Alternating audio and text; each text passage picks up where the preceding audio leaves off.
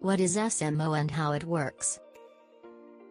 Social media optimization is the use of social media networks to manage and grow an organization's message and online presence.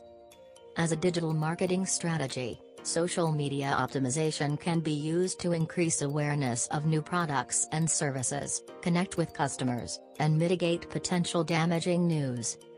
Key points about social media optimization.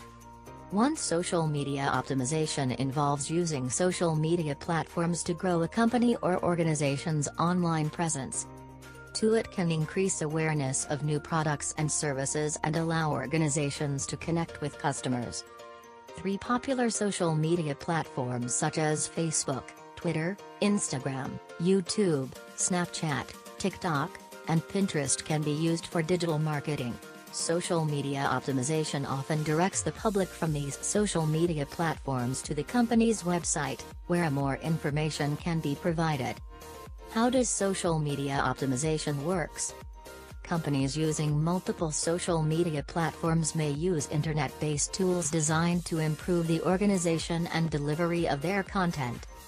Some popular social media management tools are Loomly, Agorapulse, Promo Republic, Hootsuite, Buffer, and Sprout Social. Thanks for watching.